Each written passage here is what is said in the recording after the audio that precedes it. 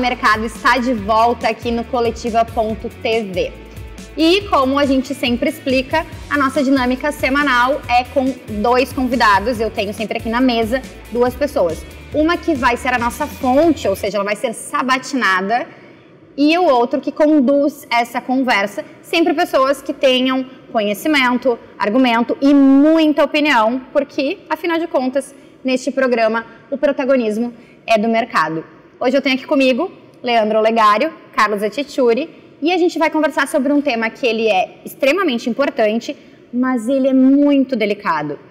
Ética versus sensacionalismo na mídia. O que é ético, o que é o respeito à informação e o que é, de fato, passa dessa linha e vira um sensacionalismo e vira um caça-cliques, como a gente fala. E aí eles vão conversar com vocês e entre nós, inclusive, sobre isso. Então, como a gente sempre faz, eu colo aqui o currículo, porque ele normalmente é extenso, né? E eu vou apresentar para vocês quem são, de fato, essas pessoas que estão comigo desta vez.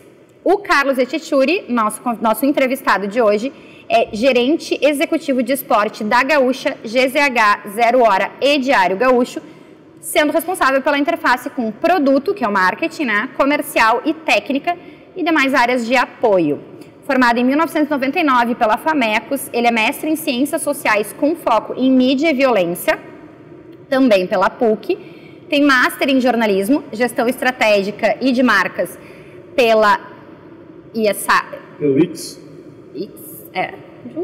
Business School. MBA em Gestão e Liderança Organizacional pela SPM. E eu botei assim, ó, vários outros cursos, gente, porque é extensa essa lista. Ele é o coautor também do livro Os Infiltrados. Eles eram os olhos e os ouvidos da ditadura. Ele atuou como repórter de Zero Hora por 14 anos, foi correspondente, repórter de geral e repórter especial. Participou de diferentes ciclos de transformação no Grupo RBS desde 2014, entre eles, assim, coordenou o grupo de investigação, a criação, né, do grupo de investigação, o atual GDI, que foi inspirado no Spotlight de Boston Globe.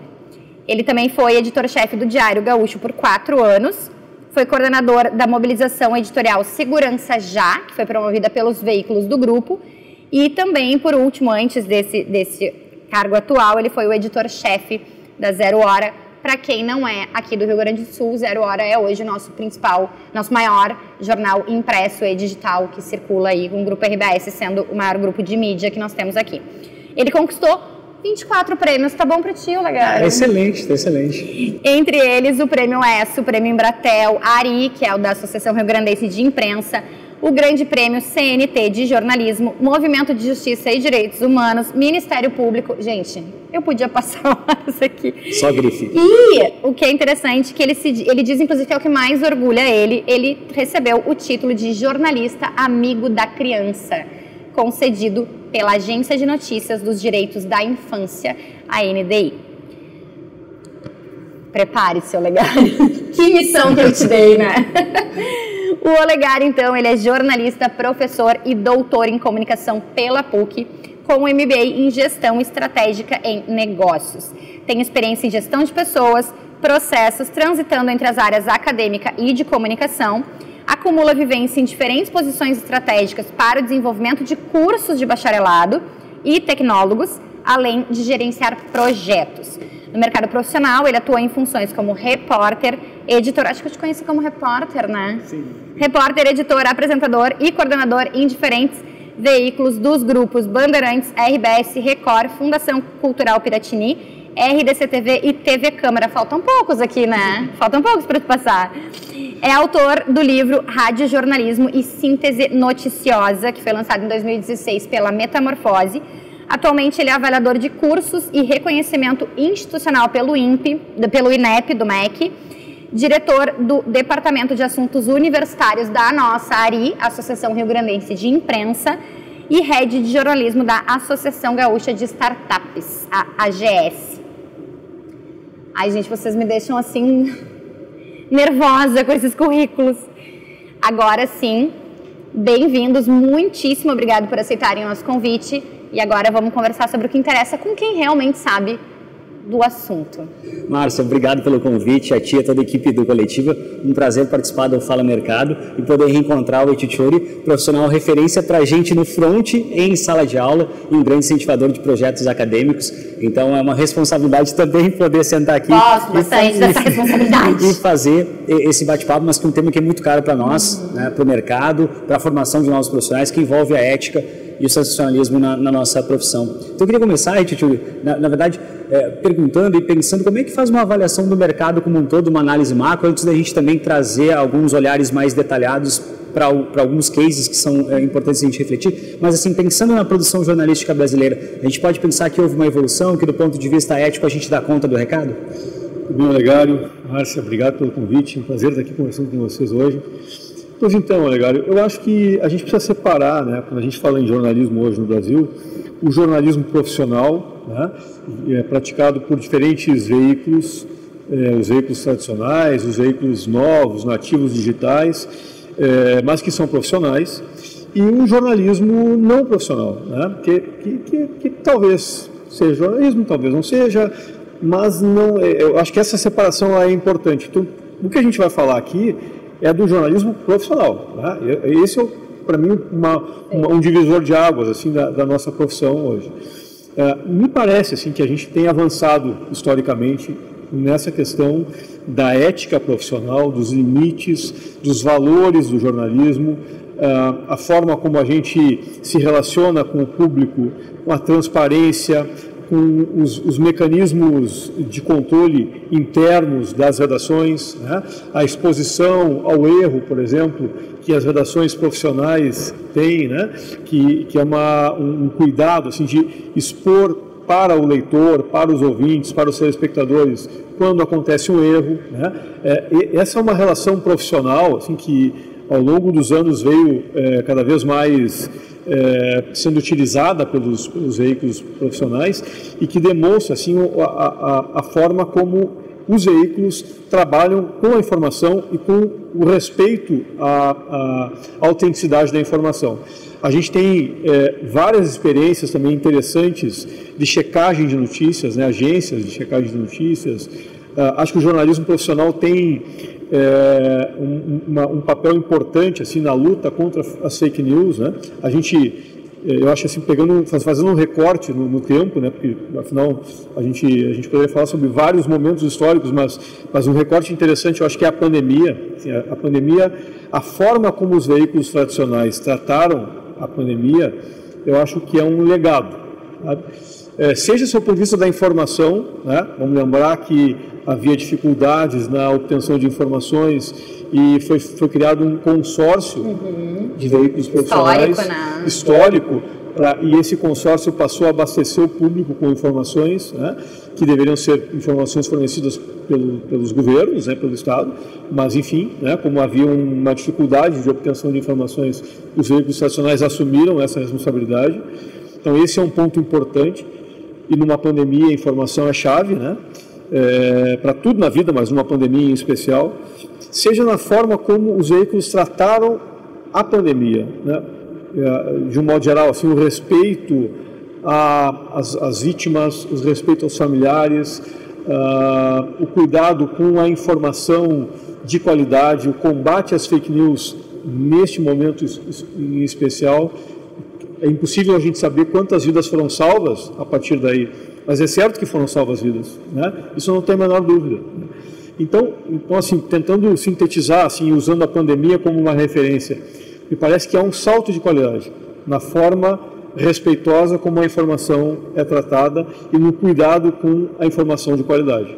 Agora, é óbvio, né, e a gente vai conversar sobre isso aqui, que há uma série de questões que estão colocadas no nosso mercado, né? A crise da indústria tradicional, né?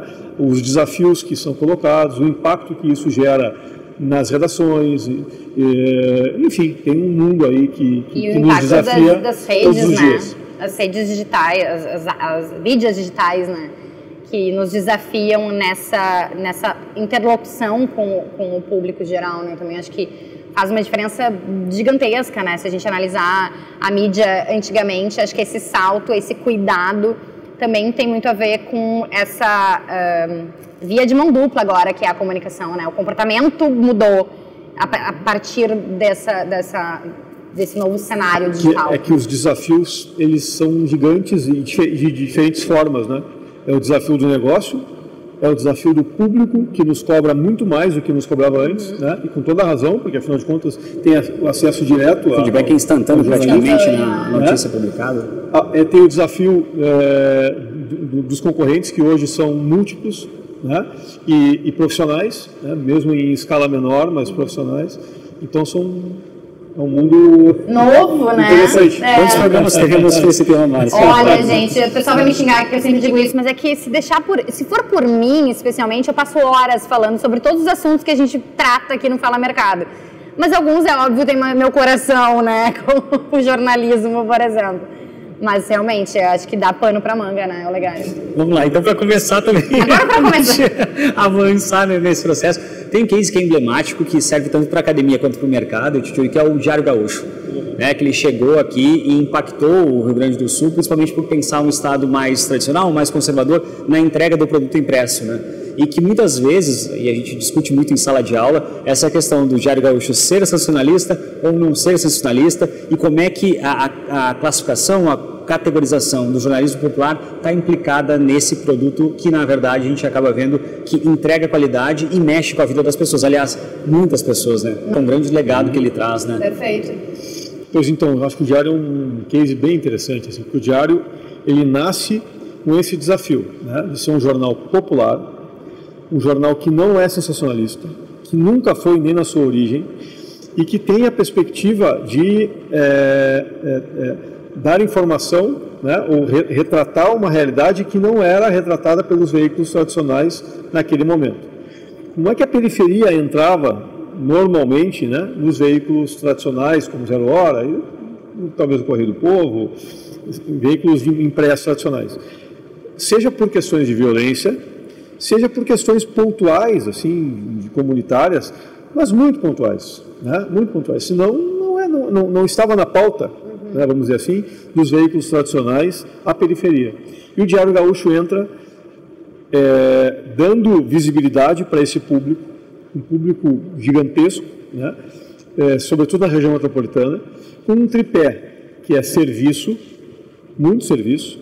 Serviço quer dizer assim, coisas úteis, né? Informações impactam úteis, no dia a dia, que impactam né? no dia a dia, né? Que ajudam as pessoas. E nesse serviço a gente pode colocar questões comunitárias de cobrança mesmo das autoridades, né? Serviço público. Serviço público, nesse sentido, sim. Então esse é um ponto importante do Diário. Outro ponto importante é entretenimento, né? O Diário deu vazão assim, para assuntos da periferia que são interessantes, a cultura da periferia passou a se ver no jornal, né? E tem um outro ponto também, uma outra perna desse tripé, que é esporte, né? Esporte / segurança, vamos dizer assim, né? Aí a segurança, uma cobertura policial, né, também, mas também de prevenção, né, de alerta, retratando cenários, né, e a parte do esporte, uma parte que também vou colocar no mesmo pilar, que é um pilar mais jornalístico, assim, que é um pilar da dupla Grenal, de ter, o Diário Gaúcho passou a ter, né, logo quando foi criado, um colunista identificado, é uma novidade aqui dentro da nossa imprensa, né, na época, assim, no esporte, né, tinha o Paulo Santana, mas o Paulo Santana não era do esporte, né, mas na engenharia de esporte não tinha, então tu tinha lá o Kenny e tinha o Cacau, né, e, enfim, então o jornal nasce nesse contexto, né. E até o pessoal que criou o jornal brincava e brinca e fala sobre isso. O jornal jamais foi um jornal sensacionalista, mas sim um jornal sensacional. É essa a ideia que se vendia. E é isso mesmo, né? Eu acho o Diário Gaúcho assim, um case bem interessante. Assim. E diferente de outros modelos do centro do país que colocam, por exemplo, na manchete, né, algo mais jocoso, ou trocadilhos, ou que exploram também a questão da mulher seminua na capa, que trazem outras características que aí vão derivar para o sensacionalismo. Né? O diário assim, aí tem muito da escola da RBS aí, né, que eu acho que é importante pontuar. A RBS tem cuidados que valem para todos os seus veículos. Um deles, por exemplo, a gente não publica foto de pessoas mortas na capa do jornal. Nem na capa, nem dentro do jornal. Exceção da exceção. Né? Se for o caso, pontualmente, se discute até na última instância e se avalia se for o caso. Se não, como regra, não se publica fotos de pessoas mortas dentro do jornal. Então esse é um ponto importante, né? que ajuda no Diário Gaúcho também na sua composição. Isso vale para os dois, né? Zero é Diário Gaúcho, importante. Né? Vale para o Diário Gaúcho também. Então isso é uma coisa. Outra coisa, mulheres nuas. O Diário publicava fotos de mulheres com pouca roupa, assim, com biquíni e tal, mas nunca de mulheres nuas. Isso é um detalhe que pode parecer menor, mas não, assim, não havia seio de fora, entende? Isso é uma coisa que também diferencia de alguns veículos nacionais. Né? A linguagem também, né? É uma linguagem que tem um pouco de ironia, tem brincadeira e tal, mas ela é sempre respeitosa. Essa é uma outra questão. O que se conversava assim, internamente dentro do jornal? Bom, esse jornal ele vai certamente passar por uma família com, sei lá, 4, 5, 6 pessoas, e nessa família provavelmente tem crianças, tem adolescentes, né? Tem pessoas mais velhas, pessoas religiosas e tal. E essas pessoas não podem se constranger ao ler o jornal. Entende? Essa era a ideia. Né? Então tu tinha que ter um cuidado para que esse assunto fosse tratado da forma mais correta possível e sem constrangimento e tudo mais. É evidente que, e aí falando não só do diário, mas de um modo geral, né, o sensacionalismo, ele é uma fera enjaulada, né? Ele está lá, tu tem que lidar com esse risco, né? Esse é um risco que é possível. Mesmo os veículos tradicionais, eles por vezes descamam, claro, né? Publicam coisas que não deveriam. Porque a linha é muito tênue, né, Tchutchuri? É uma palavra que tu escolhe, porque, né, até uma questão semiótica, até a foto que se escolhe. É muito delicado. Isso é uma coisa que eu converso bastante, a gente também falava fora do ar, que algumas situações são constrangedoras, não só para o público, mas para nós jornalistas também é difícil. Não é uma coisa que a gente, né, salvo aqueles jornais que têm por perfil editorial ser sensacionalista, e acho que o Tchutchuri colocou muito bem do que é o jornalismo profissional e do que não é o profissional, mas para nós também essa linha, essa escolha em alguns momentos é difícil também, né? E porque isso envolve também a cobertura dela ser ao vivo ou não, do tempo de maturação desse profissional que está no front, daqui um pouco seja a Boate Kiss, seja o acidente da TAM, seja um acidente de grandes proporções em uma rodovia, ou seja, enfim, algum episódio mais emblemático de como vai lidar com esse sujeito, com o outro que também vai consumir aquele conteúdo, que pode ser um familiar ou, enfim, alguém do bairro, da sua comunidade. Isso é importante. Por isso também a questão de preservar nas redações as diferentes gerações, porque essa troca com o colega é fundamental para que a gente tenha um colega mais experiente do lado para tirar essa dúvida ou dialogar, né? E tem uma outra coisa também, cara, que eu acho que é interessante nas redações, e o mundo digital ele acaba nos desafiando mais nesse sentido, assim, que é o espaço, o tempo da notícia. O tempo da notícia. A apuração de rádio, ela tem uma característica, né? E ela é imprecisa por natureza, porque ela vai estar sendo atualizada, né? Então tu vai atualizando aquela informação e aquilo que era agora talvez seja diferente daqui a 5 minutos e assim vai. Que é o grande lance, inclusive, do rádio, né? Da agilidade, né? Essa imprecisão. Nem a internet ainda. Ela faz parte da vida do rádio, né? E não é juízo de valor, é a natureza do veículo. Um jornal digital, ele não pode ser impreciso, né? Ele tem um grau de imprecisão admitida que é menor do que o rádio, né? Também não é a mesma precisão do veículo papel, porque ali tem um tempo maior de maturação, né, para as pessoas conseguirem produzir a matéria, tem o editor, tem o espancamento da pauta, como a gente chama, tem uma série de coisas. Então, nessa dinâmica, eu acho que é um desafio, assim, a gente conseguir acertar o tom, entende? Acertar o tom, acertar o tipo de cobertura, acertar a qualidade da informação, conseguir apurar de forma rápida e precisa, né? E editar de forma adequada, entende? Então, assim, acho que os veículos, os jornalistas hoje têm um desafio que é gigantesco, assim, nesse sentido, sabe, da complexidade que é hoje. Tem um professor, jornalista, enfim, que eu gosto muito, que ele fala que nós jornalistas somos formados em comunicação social. Ele sempre faz esse, né, ele dá essa ênfase no social, porque é o comprometimento que o jornalista tem que ter com a sociedade, com a dor, com a família, com os perigos, com a segurança. Então, acho que isso também precisa pesar, né, na hora das escolhas da ética versus o sensacionalismo.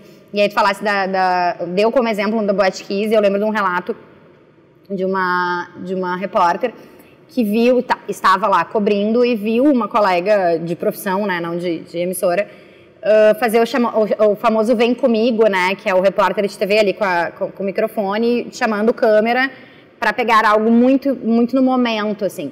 E esse Vem Comigo foi feito na frente do Farrezão, que, para quem não sabe, é o ginásio lá onde foram colocados os corpos, né, que foram muitos. No momento, inclusive, que muitas famílias estavam recebendo o nome dos familiares e amigos perdidos. E ela foi quase linchada, né? Porque aí passa do limite da ética ou da informação na hora, exclusiva. O próprio respeito, né? E interfere no respeito, exatamente. E aí o papel da comunicação social se perde. Eu acho que daí, nesse campo, Márcia, pegando justamente esse gancho, a defesa do jornalismo profissional é fundamental e faz essa separação que a gente trouxe no início, da gente poder reforçar os preceitos éticos da profissão para não se deixar levar tudo pela audiência, porque tem essa pressão de conquistar mais mercado ou de mobilizar a atenção desse sujeito, mas isso não pode ser feito a qualquer preço, né? Uhum. Sim, o jornalismo profissional, ele tem mecanismos que são mecanismos de autocontrole. As redações têm mecanismos. E esses mecanismos são criados ao longo dos anos, né? E eles servem como uma referência, né?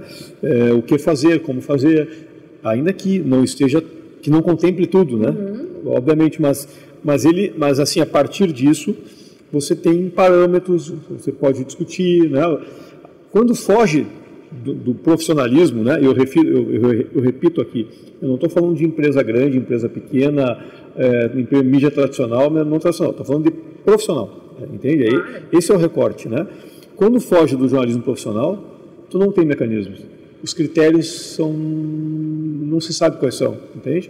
Então esse, para mim, é um ponto-chave aí nessa conversa. E que pode ser algo básico, né? Desde um acidente de trânsito que a gente não revela o nome das vítimas, apenas informa que há vítimas, enfim, aguardando que a família seja notificada pelos agentes de trânsito ou pelos patrulheiros, enfim, para daí depois poder identificar. Que é um exemplo simples, mas que faz toda a diferença no tratamento da notícia. Acho muito legal o teu ponto, Legário, porque assim, a gente vai ao extremo, que é a tragédia, que é a dor, que é a questão da segurança, inclusive de algumas situações, ao detalhe mínimo, assim, inclusive, por exemplo, a questão de como chamar alguém que está sendo investigado ou julgado, ponto bem interessante. De suspeito, não vai chamar de bandido, de assassino, de sei lá, homicida. Ele é até que seja condenado. Até que se dê todo o processo, até que seja condenado. E mesmo assim, né, são termos, essa sutileza, esse cuidado que a gente tem que ter com a informação, né? Eu acho, Marcelo, que tu pegou um baita ponto, assim, que também diferencia a imprensa profissional, né? A mídia profissional. O caso dos termos técnicos, né? E também, assim, quando dá o nome da pessoa? Publica o nome, não publica o nome. Em que circunstâncias? Publica o ambiente em que aconteceu determinado local. Isso vai estigmatizar aquele ambiente? Não vai estigmatizar aquele ambiente. A pessoa é suspeita, é indiciada, é denunciada, é réu num processo, é condenada, é preso em flagrante, é preso preventivamente. Essas coisas todas que talvez o leitor, o telespectador, o ouvinte não perceba assim, de um primeiro momento, mas são cuidados que são todos colocados na confecção de uma matéria, entende? Na apuração e na publicação da matéria. Então, assim, reforçando, assim, me parece bem interessante isso que tu traz, porque de fato é mais um diferencial. E outro exemplo também, para a gente pensar, né, Tchuli e Márcia, é o caso da Escola Base, né? Em 2024 vai fechar 30 anos desse episódio e que serve também de referência tanto para a academia quanto para o mercado não repetir justamente a identificação do local, a identificação das pessoas que eram suspeitas de algo que não se concretizou, né? Ou de só acreditar em uma determinada versão de um delegado, por exemplo, né, Tchuli? Interessante também.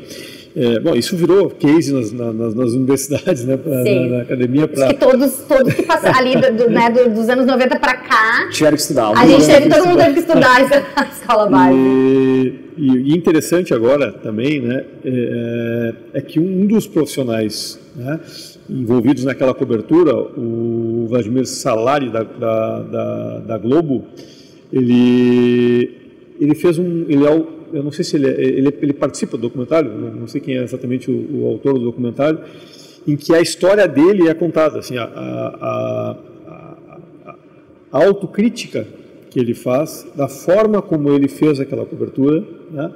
E o grãozinho de areia colocado certamente por ele ali, de forma inadvertida, por certo, naquele momento, naquele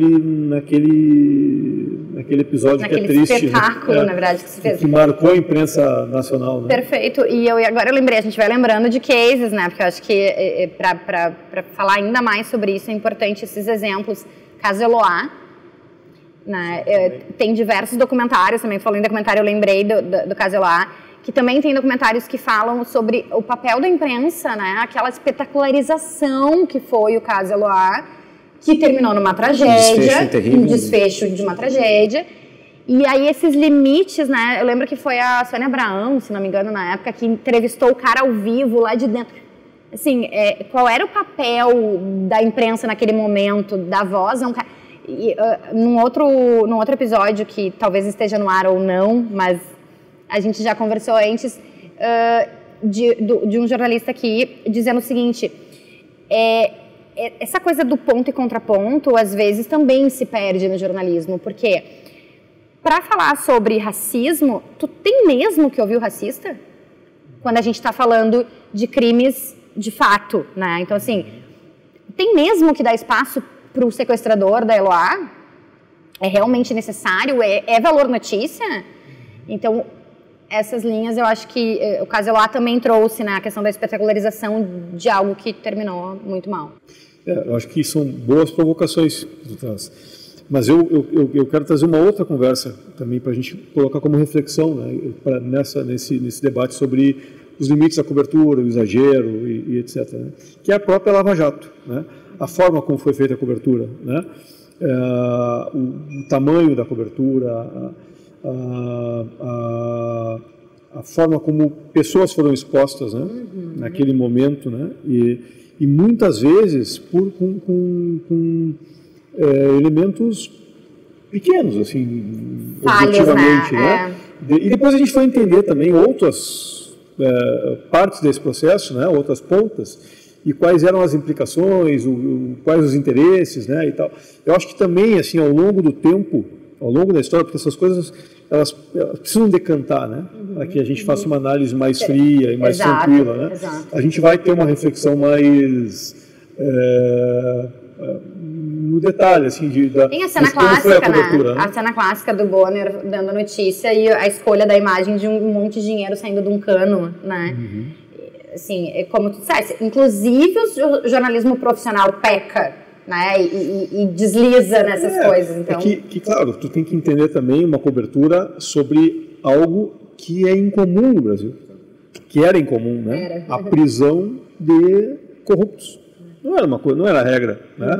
Então, assim, é compreensível também uma certa adesão, né, da opinião pública a uma ideia que parecia que é, na verdade, justa, legítima, correta, no sentido mais amplo, né? Mas, ao mesmo tempo, nós somos isentos, né? Nós temos que fazer a apuração de forma mais isenta possível, mostrar as contradições, mostrar as dificuldades, né? Mostrar o que pode eventualmente estar colocado ali. Enfim, tem uma série de coisas que talvez com o tempo a gente perceba, né? O quanto a gente conseguiu cobrir de forma adequada, o quanto erramos, né? O quanto precisamos fazer autocrítica. Acho que o tempo vai nos ajudar a entender isso. E nesse aspecto, Tito e Márcio, talvez a televisão ainda tenha que fazer mais autocrítica, porque se a gente for pensar nos programas policiais, em que o apresentador busca um justiçamento na hora, Nossa! Estimula ou faz com que a sociedade cobre do jornalismo profissional os mesmos elementos, os mesmos ingredientes na hora de produzir, né, ou elaborar a notícia. Então, essa diferenciação do que o sujeito está assistindo, se está distante do jornalismo, mais próximo do jornalismo, eu acho que a gente precisaria evoluir nesse processo, né? Eu, por exemplo, defendo que, em vez de ter a classificação etária, até pelo consumo, né, que passa a ser por demanda, muitas vezes, os programas, teria que ser isto é jornalismo ou isto é entretenimento, ou uma outra classificação, para que as pessoas possam não confundir isso, né? Sim. A gente estava falando agora também, a Botkiss está em voga, né, nesse momento. Para quem for nos assistir daqui 5, 6 anos, este ano de 2023 completou 10 anos da tragédia da Botkiss e aí, obviamente, a imprensa, e como é um caso que ainda não se teve nenhum culpado de fato, ou pelo menos julgado, volta sempre com essa coisa da impunidade, enfim. Mas eu também perguntei... então, lembrei. Justiçamento, não. Exato.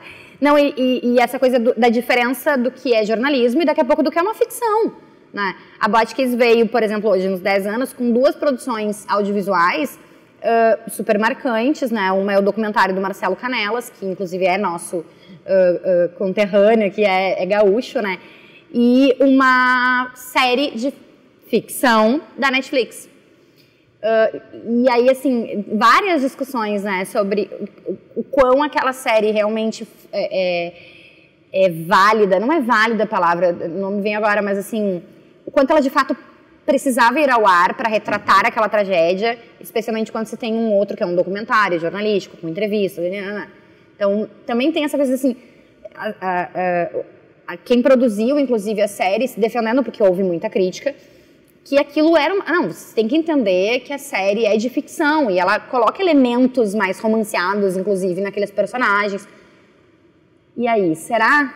Né? E aí o respeito à dor das famílias e de ter que reviver aquilo numa forma que talvez não seja fiel, né? E que o problema também me parece que, independente da produção entender que ela está fazendo um produto que é entretenimento, que tem outras características, esse contrato tem que estar muito bem claro, explícito com quem está com o controle remoto, com quem está do outro lado no sofá, consumindo. Porque senão essas fronteiras ficam borradas.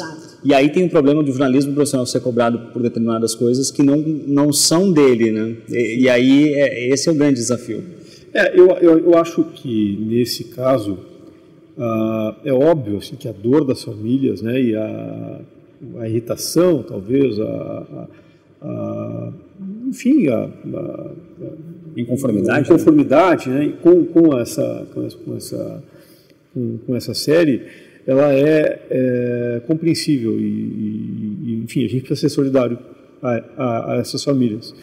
Mas eu separaria, assim, na relação com o jornalismo, entende? Eu acho que existe um mundo, assim, em termos de ficção e tal, que é um mundo que a discussão é outra. Eu acho que não é uma discussão ética, no sentido de estar correto ou não estar correto. É o limite da licença poética. Ou da adequação, ou do momento. Né? A gente está vivendo uma realidade aqui que somos gaúchos, somos os santamarienses, são nossos, né, vizinhos quase, né? Então, puxa, a gente está do lado deles, né? A gente sabe disso. Mas, ao mesmo tempo, existe também, ao longo da história, assim, muitos episódios que são retratados na ficção, né? Em forma de série, em forma de filmes e tudo mais, e que acontecem, né?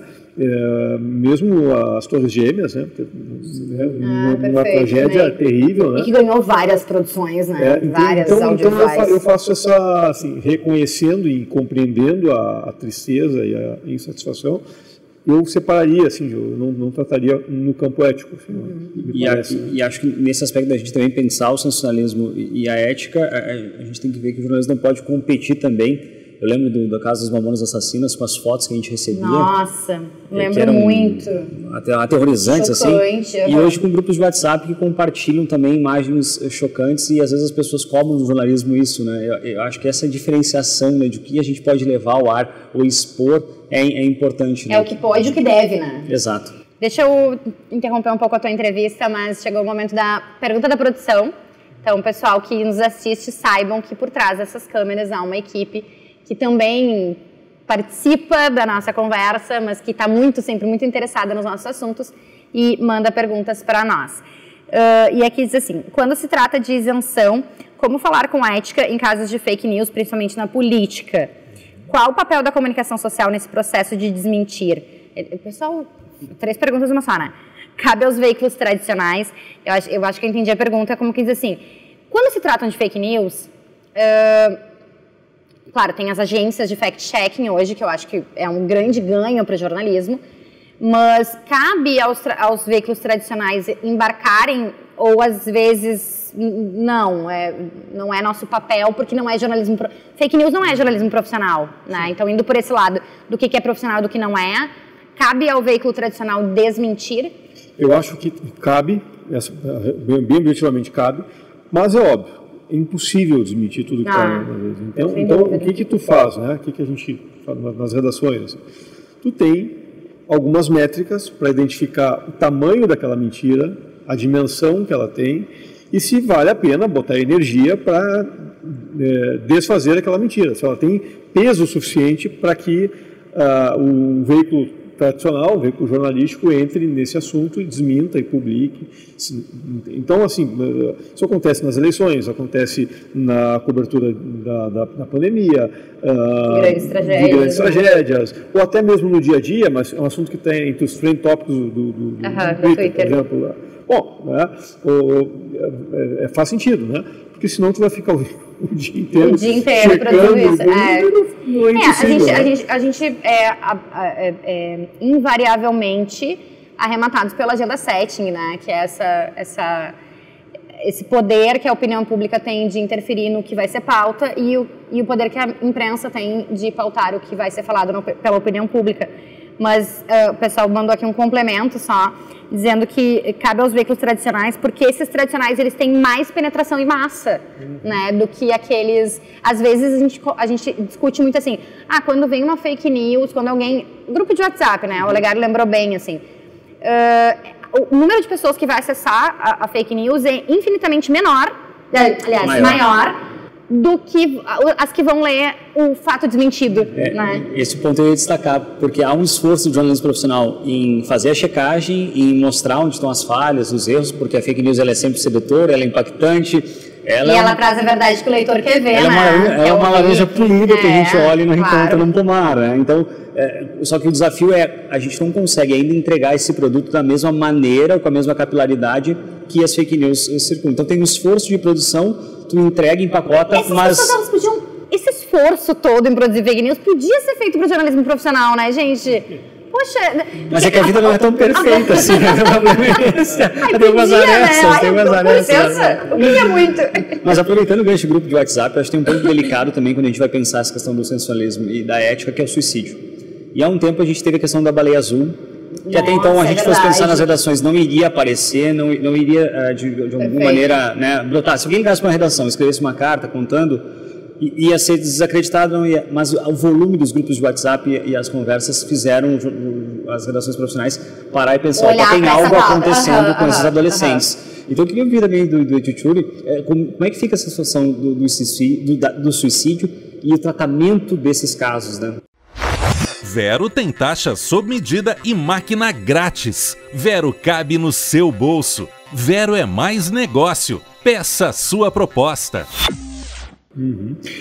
Eu acho que tem uma mudança assim, dos últimos 15 anos, 20 anos para cá, da forma como a mídia tem coberto assuntos de suicídio.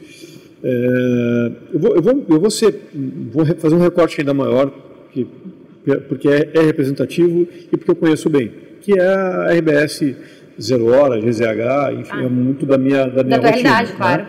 E a gente vem mudando a forma de abordar temas de suicídio. Por que a gente vem mudando? Primeiro, a gente mantém todos os cuidados que precisam ser tidos na cobertura desse tema, né? A gente evita superdimensionar casos pontuais. A gente, como regra, a gente não publica todos os suicídios, não faz sentido. Mas a gente, de tanto em tanto, a gente trata o suicídio como um fenômeno de saúde pública, entende? Perfeito. Então, tu junta lá, a partir de estatísticas ou a partir de situações pontuais, mas que podem ser tratadas de forma mais genérica, né? A gente aborda o tema. Com recortes de faixa etária, né? Com recortes por cidade e tudo mais. Suicídio, eu não sei exatamente agora, assim, neste ano, ano passado, quando fechou, mas é algo em torno de 1.000 pessoas por ano no Rio Grande do Sul, que se matam 1.000, 1.100, é muita gente. Então, a gente não pode desconsiderar isso, né? Então, aquela visão antiga que tinha, se publicarmos o caso de um suicídio, a gente vai estimular pessoas a se matarem. Era a premissa até então, Era a premissa. Bom, se a gente publicar uma matéria errada, inadequada, mal feita, mal apurada, mal editada, talvez tenha uma repercussão ruim. Mas nós não vamos fazer isso, né? Nós vamos fazer algo correto, bem feito, adequado. E nesse sentido, eu acho que é nosso papel da imprensa, da mídia de modo geral, publicar, porque a não publicação, como fazíamos antes, ela esconde uma realidade, um fenômeno. E escondendo o fenômeno, as autoridades não fazem nada. Não tem políticas públicas para tratar o caso de suicídio. A gente discutiu bastante, quando a gente estava preparando esse episódio, a produção, enfim, discutiu bastante isso. E eu acho interessante a pauta, né? Porque eu acho que ela suscita, inclusive, opiniões muito diferentes de lados, né? Pode ou não pode, deve ou não deve, se deve até onde, de que forma. Qual a medida, né? Qual a medida. E a gente se questiona muito isso, toda vez que a gente recebe, inclusive, uma notícia, no nosso caso, do mercado da comunicação, de morte por suicídio, a gente volta na pauta para se questionar de novo, será que importa, será que a notícia é essa, enfim. Mas na produção há quem defenda, inclusive dizendo que não, tem que publicar, porque isso é uma questão de saúde mental e essa é uma pauta que precisa ser olhada. E o papel da imprensa é esse, né, de cobrança, fiscalização e etc. Mas tem esses, assim, de como faz. Porque da mesma forma que o jornalismo profissional vai se preocupar como tu, né, Etchuri, de fazer a coisa correta, enfim, há o não profissional que vai acabar, né, esculhambando o coreto. A gente estava conversando, tu foste o primeiro, né, praticamente o primeiro repórter a falar sobre isso na Zero, né? Eu vou te interromper de novo, tá? Vai. Só compartilha com a gente, porque obrigada. Como dizem, o programa é meu, eu faço o que eu quiser, exatamente. Mas eu não faço interferências, eu faço contribuições. Perfeito, maravilha. Mas conta pra nós, que eu acho que é legal, assim, de qual foi a matéria e por que dali por diante começou a ser tratada de outra forma, inclusive. Sim. Uma coisa que eu acho que é legal, assim, antes de entrar no caso da Zero, que eu posso contar sem problema, é sobre a forma de abordar, né, o suicídio. A gente tem o nosso guia de ética e regulamentação, no caso da redação. A gente tem o manual da OMS, a gente tem manual da ABP, Associação Brasileira de Psiquiatria, focados para jornalistas. Então, existem ferramentas disponíveis para jornalistas tratarem o tema do suicídio. Tá? Isso é uma coisa que é importante a gente levar em consideração. Nessas publicações tem algumas coisas que são gerais, assim, que eu sei de cabeça. Por exemplo, a gente não publica como a pessoa se matou. Isso é regra. A gente evita dar detalhes, né? Não precisa. E aí eu falo mais pela redação. A gente não publica, como falei antes, todos os casos pontuais, né? Eventualmente, dependendo das circunstâncias, se foi em via pública, porque pode ter repercussão social e tudo mais, sim. Mas senão a gente tenta juntar casos, né, e contar de forma mais ampla. E sempre que possível também publicamos matérias com orientações, né, com uma parte de subsídio, assim, para as famílias, né, para identificar o que fazer, como tratar o assunto, né, que também estão disponíveis em vários manuais aí, de fácil acesso. Sobre a Zero, eu publiquei em 2006 e depois em 2008, 2006 uma matéria sobre um caso pontual, mas que na época foi assim, uma história terrível, mas de grande impacto assim, na forma como aconteceu. O caso de um adolescente que se matou em Porto Alegre, utilizando, na época, ele frequentava um fórum de pessoas com ideias suicidas. Este fórum na internet, era no Yahoo, se não me engano, e ali havia pessoas de várias partes do mundo, e ele participava daquele fórum, e ele estava em tratamento, inclusive na época, e acabou que ele se utilizou daquela rede para cometer o suicídio. Ele buscou informações, pessoas que o incentivaram, né? Então foi um caso terrível, com grande repercussão na época.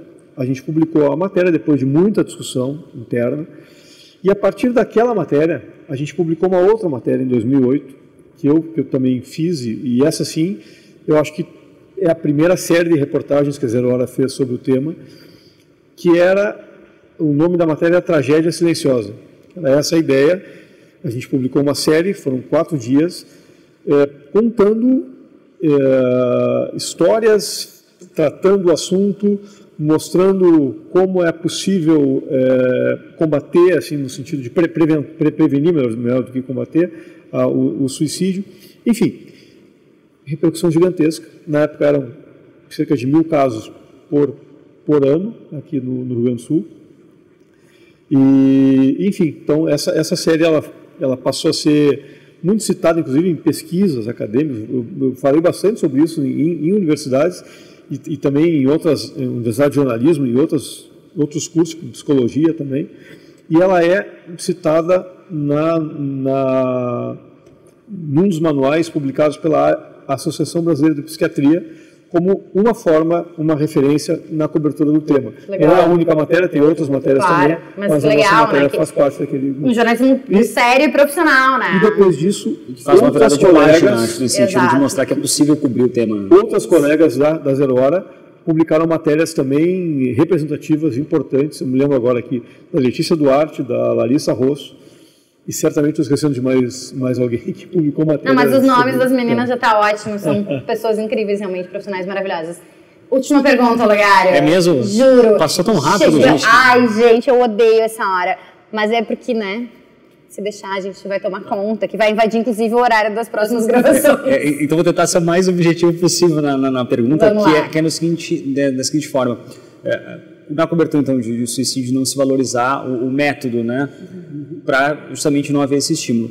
Por outro lado, o jornalismo não pode pensar na maneira de levar suas matérias e divulgar o seu método de construção das suas histórias, das reportagens, para fortalecer a ética e afastar o sensacionalismo. Não pode ser um caminho, Tio? Sim, tu diz de um modo geral, de modo geral. Contar como é que essa reportagem foi construída, como essa reportagem mais visibilidade, foi feita, mais...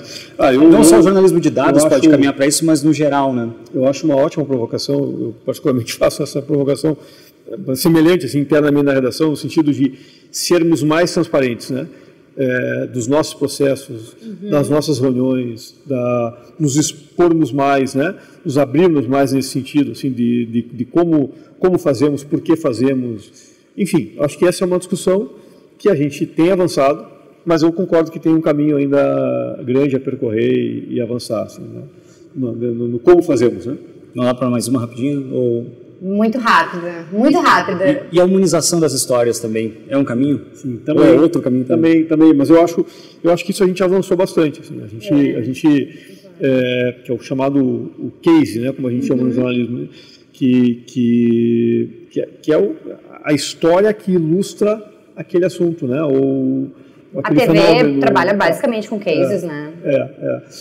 Eu acho que sim, né? Mas acho que o assunto, eu acho que a pauta A pauta eu acho que é uma grande questão, assim, para a gente... É um passo antes de humanizado ou não, é fazer ou não fazer a pauta e como fazer, o que é pauta, quais assuntos que vamos abordar, né? Eu acho que tem um mundo aí interessante. Fica a dica aí, pessoal, quem quiser fazer um movimento aí pra gente evangelizar a nossa mídia sobre como tratar esse assunto para que, de fato, ele seja tratado como deve ser, com respeito e etc., fica a dica aí, o Olegário, ele adora esses movimentos. Já me senti provocado aqui.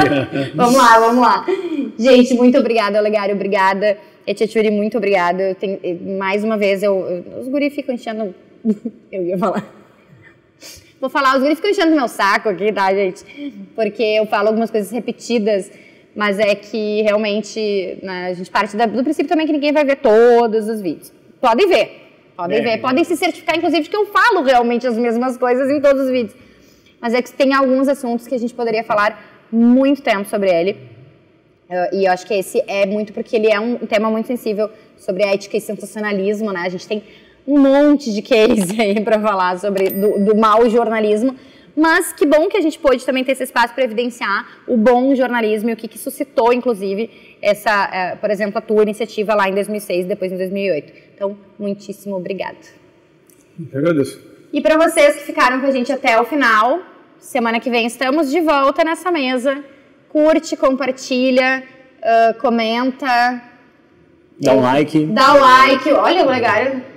Te inscreve no canal, te inscreve no canal. Ativa o sininho. Olha aí! Eu podia ter passado por ti.